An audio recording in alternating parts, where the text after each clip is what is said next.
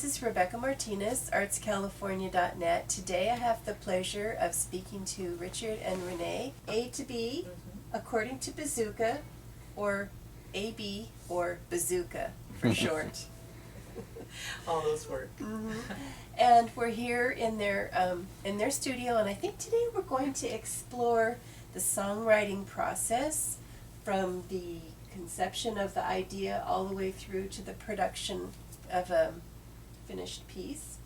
This is their latest CD, Swanky. This is Richard. He does the main songwriting for the band. I do a little bit, and we collaborate as well. But for the last two albums, Richard's really been the main songwriter, and the rest of the band, which includes Jamie Knapp and Don Johnston, we all get together and we kind of help develop the songs. But it starts with Richard, so you are the seed of the idea. Really? Okay. Let me see that CD a second. Sure. So, Memories of Summer, You Will Make Her See, Bakersfield, all these tunes around here are based on kind of thoughts about a feel. Something that reminds me of something else in my past. So that's sort of the seed of where the idea comes from. It's like, we have a song called Nothing Fancy, which is kind of the idea that brought on Swanky. And so that was kind of a blues idea, so that would start off, on a guitar idea. And a blues idea, but a typical blues idea would be like a 12-bar progression, 1, 2, 3, 4. And so what I wanted to do was come up with a blues idea that incorporated the sound of the drums that I remember, has to kind of swing, but I didn't want to follow a 12-bar progression. Something unusual for the blues. Yeah, so I decided to have this kind of a feel.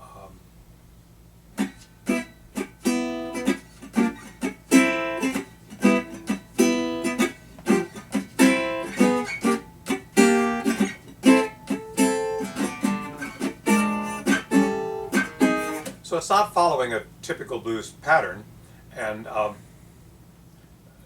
that sort of was where I wanted to go with it. It's sort of, so the feel was kind of like a blues swingy kind of thing, and the upright bass and the guitar goes,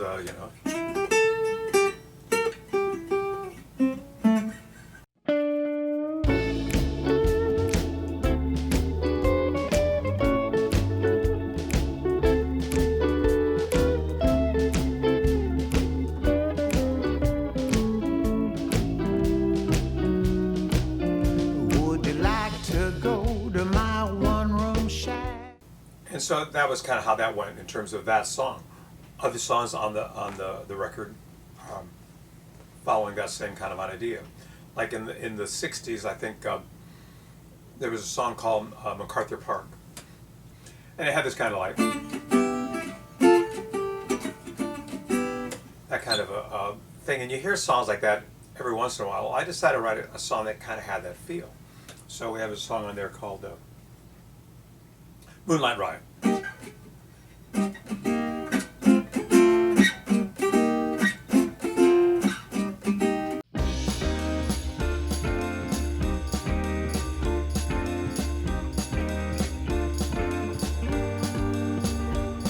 October night, windy and warm, let's take a moonlight ride. Looking back at in terms of what kind of a sound we wanted, is sort of formed on the guitar initially, but it ends up evolving. So you never know what it's going to come up with. So song after song on this, Memories of Summer is based on, in terms of you get into the lyrics a bit, I won't even get into that just yet. Okay. California town on a warm summer night. I remember you at the old stoplight. But in terms of the initial idea, where do you come up with this stuff? All in Your Head was based on kind of a chord thing. So that's what I'm going for. And then somebody said, well, in terms of like, what do you, in terms of what somebody else might have done, where do you fit into other music? Mm-hmm. And so looking back, I think, well, you know, the Sgt. Pepper album was really diverse. Like if you just took one cut from that, you say, oh well, they're, you know, Lucy in the Sky with Diamonds. They're a very psychedelic band. Mm-hmm. It's like, okay, well, what about When I'm 64? Mm-hmm. Nothing to do with psychedelics, Yeah. but kind of a retro sound. Mm-hmm. Okay, and if you go skipping around that record, then it's getting better all the time, kind of poppy sounding. Yep, definitely. So, and then if you listen to Moby Grape in the 60s, you know, there's 805. That kind of Marty Robbins kind of a sound. Mm-hmm. And then, you know, there's that. So I'm looking at in terms of like, do I have to be in one particular bag music-wise? And the answer is no, I don't feel I have to. That's good. So that's what's going on with this record. And I have this thing called the Spire Studio. Mm-hmm. And what it does is it just sits there, and there's a microphone there, and it allows me to lay down tracks. So we get the old iPad like people have. Uh-huh. Do. Like nothing fancy. I just talked about Nothing Fancy, my blues song. Mm-hmm. So I put a track on here, and I made a track using the Spire Studio. And so what that looks like is this. Mm-hmm. It gives me as many as 8 tracks. And so I'll start off with a drum. I use a little drum machine. And then I'll put in a guitar. And I'll put in a bass. And then I might sing. Like to go to my one-room shack. It's the perfect place for us And to maybe have hit the René sack. sing a part. It's nothing fancy, but we could have a real good time. If I spent some time at your one-room shack, just get a radio and lots of snacks. Anyway, it might be a solo at some point. Good time. Yeah.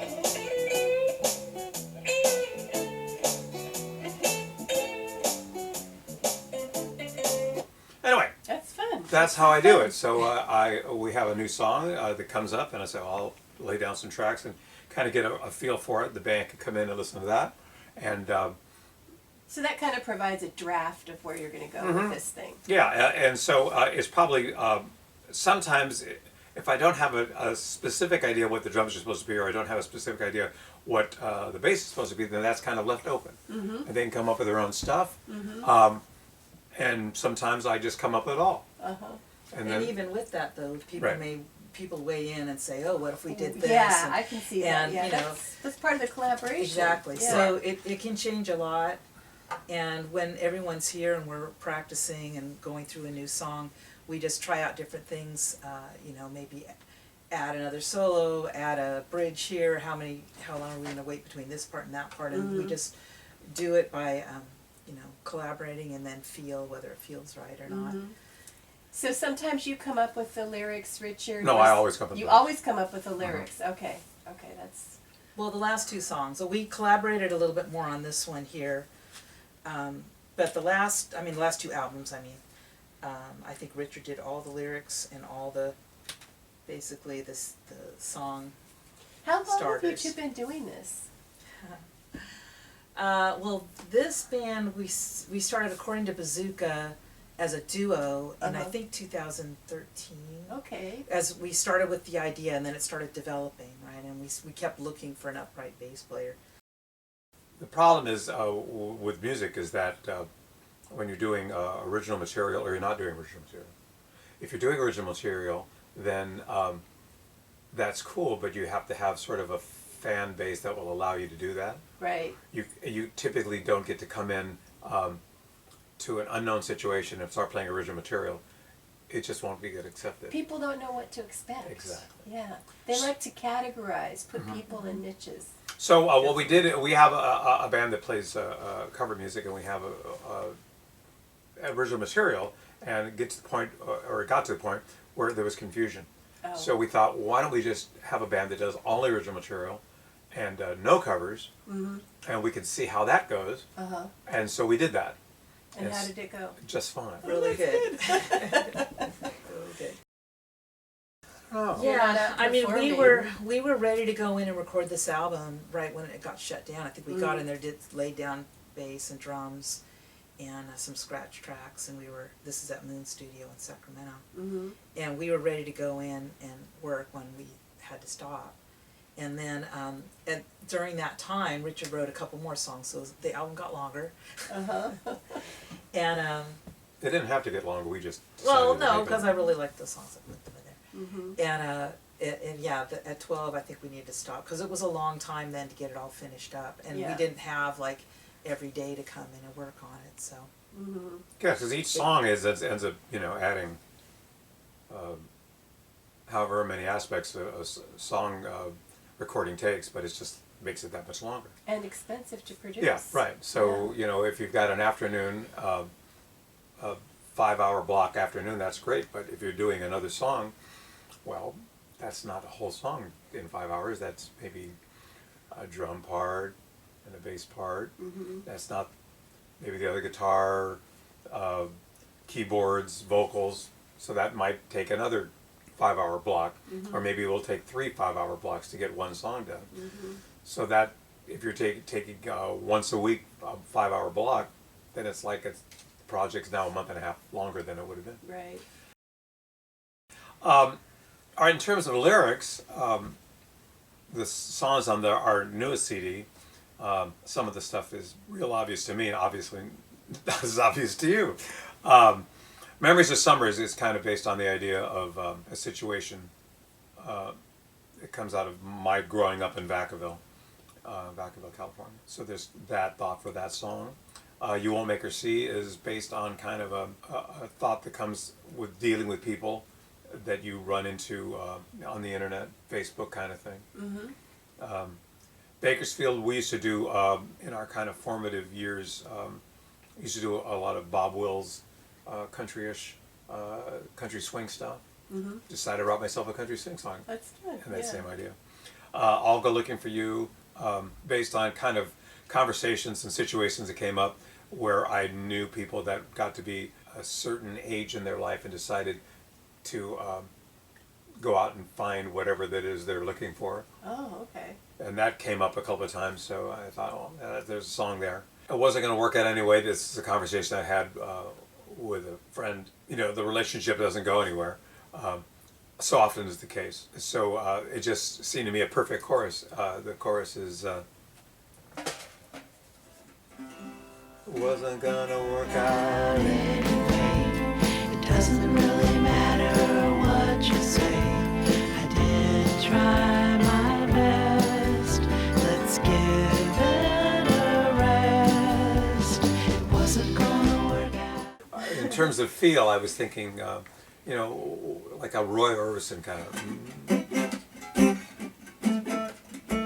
of a Mersey beat kind of thing, kind of a Roy Orbison, sort of a 60s, put a tremolo on it, so you got that, but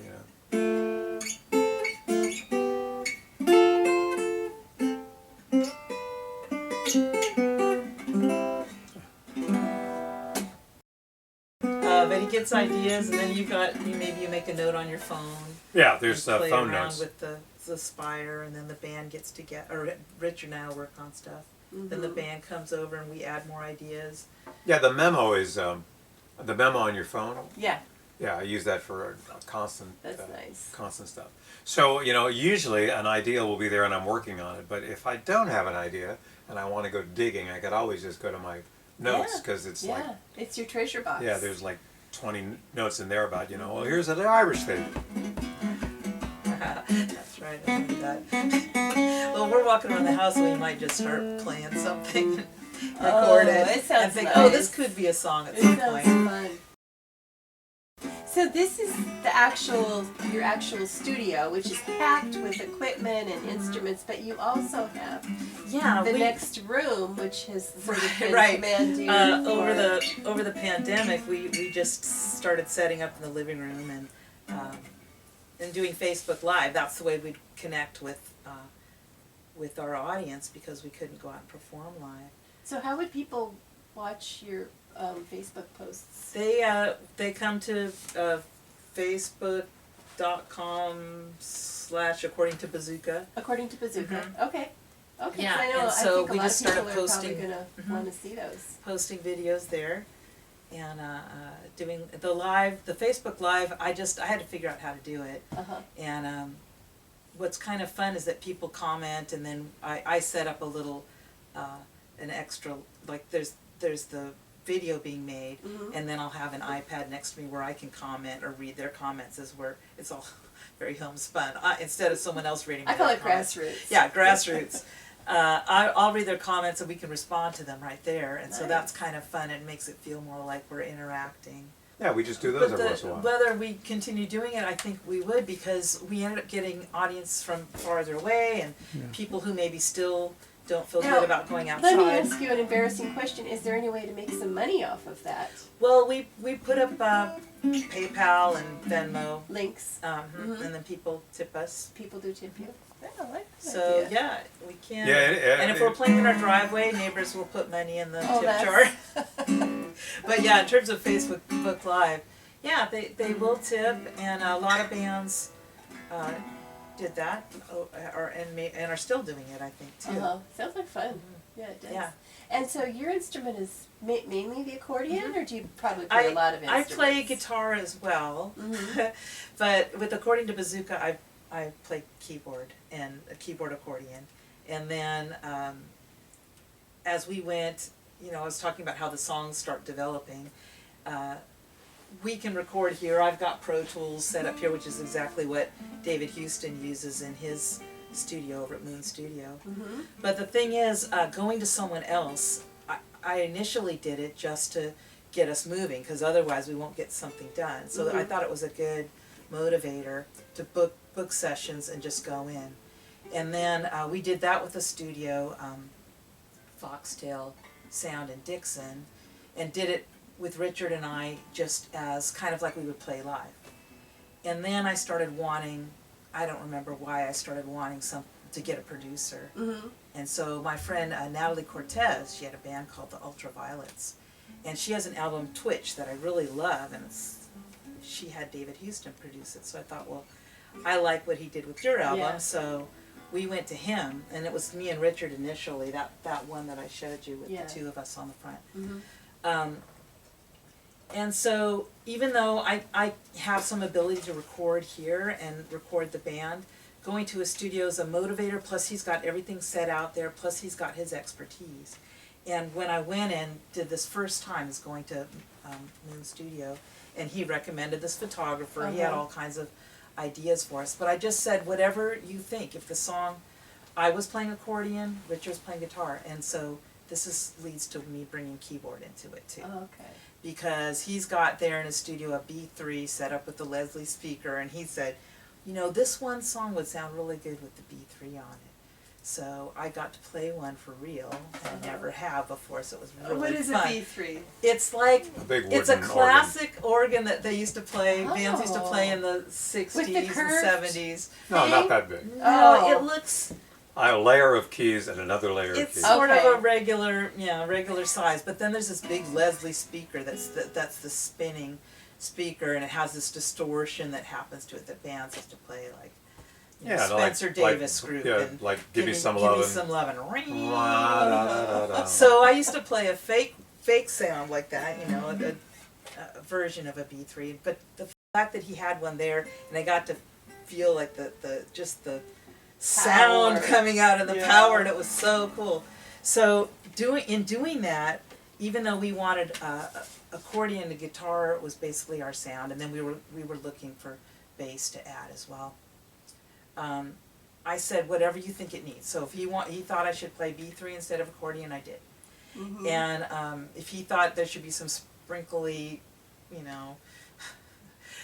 chimes at this point, which he does a lot, I'd say sure. That sounds like fun. And so I just said, whatever you think it needs for the song. And so on this album, really, there are some songs that I wrote on this. Wouldn't It Be Great is a song I wrote. And he said, you should whisper this song. So I did that. So I sang it differently even. So I like quiet, really quiet. And did you like the way it turned out? Yeah, I love the way it turned out. Oh, okay, good. But then after doing this for the third album, working with David, and adding all these keyboards, it's like, all right, well now I got to bring a keyboard into the band because we're starting to really like this sound. So it's not just accordion and guitar, drums and upright bass, but now I've got, I can add an accordion, a B3, I can add piano, I can add like an electric piano sound, like a Rhodes sound. So what kind of advice would you have for people who are kind of have this creative passion, have messages to get out in their songs? What advice would you have for those people? I've got some advice for getting it finished and getting it started. I've got a lot of songs I've started but not finished, so how would you suggest, Richard, in terms of... You have to finish it. Like, all right. Just get it done, finish it, Yeah, and so then for me say it's goodbye. motivation. So how do I get it finished? I've got an idea, how do I finish that idea? So bringing it to other musicians, if you have other musicians you're playing with, really helps. And then I do, like I said, I can record everything myself. I can do it all grassroots, do it yourself stuff. But I feel like, for me, booking that gig, and I booked this gig, and now we've got to have all the songs ready for this gig, right? That's motivating to me. Or book a practice, and now we've got to be ready for the practice. Book a studio session, and you've got to be ready for that studio session. Plus, you just jump in and get going. So You should be ready. What if you're not ready? In our case, we just jump in, and it's like, if I'm not ready, let's just go anyhow. But to me, that's motivating, to get there and then just start working on it. So I know a lot of musicians who, just like me, they've got equipment at home, they can record their own stuff at home. But I really like the idea of going to someone else. And I've done my own recordings here as well. But I feel like it just, I think it's worth it to spend the money on it. I think it's worth it. Like for us, or for someone else, like maybe you would spend that money on a vacation and you wouldn't think twice about it. But why can't you, instead of going on vacation, go in the studio, which we love to do, sit there in a dark room for hours, because it's very dark in there, and cold. It's very cold, so we have to bring, like, even when it's 100 degrees outside, we've got to bring coats. And The thing is, but to us, that process is really fun. I love it, and I'm happy to spend the money on that. I feel like it helps us move forward, and it helps us be creative. Let me ask you a really superficial question. When you said the thing about being bundled up in coats in the studio for your live performances, do you dress any differently than what do you... Definitely. Did I see some sort of flamboyant... Yeah, a little bit. For me, flamboyant. We do. Richard's got, polka dot shirts, and like polka dots are big. my philosophy is that if you're standing there in the place that you're going to be performing, everybody should know that you're in the band. Right, so you've got to be a little bit So you're not uncomfortable. you shouldn't look like you're going to a barbecue.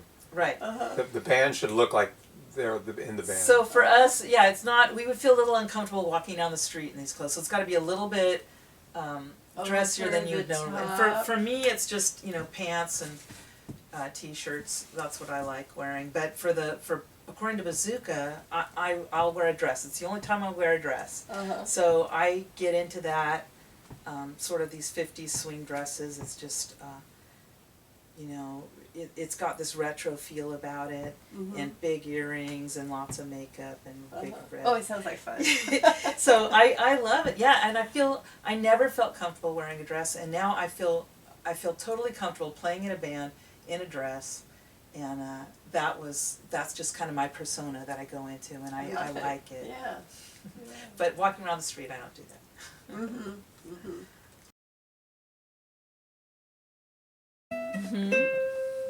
So this is the first album we did with David over in Moon Studio, and I've got one ahead of that, and then the 2 afterwards. So 4 albums total, and they're all available on Bandcamp, which you can find if you go to accordingtobazooka.com. I've got a link to Bandcamp and our other media sites, but that's where you can buy the albums directly from us. And it gives you other links if you need them.